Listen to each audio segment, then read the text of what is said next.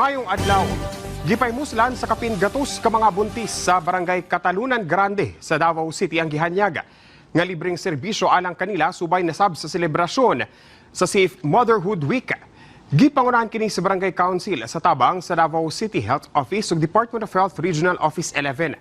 Lakip sa gihimo ang pagkuha sa basic information, timbang, height, blood pressure, pulse rate ug temperatura. Gimo kini una nila napahimusla ng mga serbisyo sa masa ultrasound, prenatal check-up, HIV testing, dental check-up, physical therapy, laboratory, family planning ug vaccination services nga libre lang nga gihanyaga. Pagbutyag sa Davao City Health Office, importante gayod nga ma-monitor sa mga buntis ang ilang ginasabaka aron himsog ug walay problema sa ilang pagpanganak.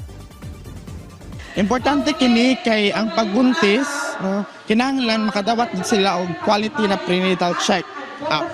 So muna makuha nila sa health center, makapalaboratory sila para ma-check. Kay kung high risk sila na pregnancy, para matabangan sila og ma-refer sila sa dapat asa sila i-refer. Gisugda na ang paghatod sa mga nakolektang campaign posters ug tarpaulin sa usa ka recycling facility dinhi sa Davao City. Lakip nini ang mga nakolekta sa Davao City Environment and Natural Resources Office Consenro ug ang mga nahipos nga kaugalingong campaign material sa mga kandidato sa nakalabay nga eleksyon. Giandam na kini karon aron nga himuong classroom chairs. Di na matag bangko, 16 hangtod sa 20 ka kilo sa posters ang magamit.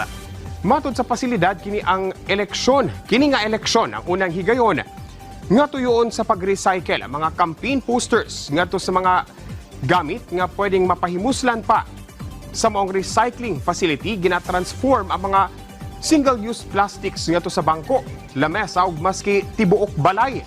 Ang maong balay ginapuy-an karon sa mga trabahante sa maong pasilidad. Mix of tarpaulin and yung PVC na tarpaulin, tapos yung tarpaulin na plastic. Yun yung composition. Huwag mo kadto ang mga nagunang balita din sa PTV Davao. Ako si Jay Lagang para sa Pambansang TV sa Bagong Pilipinas.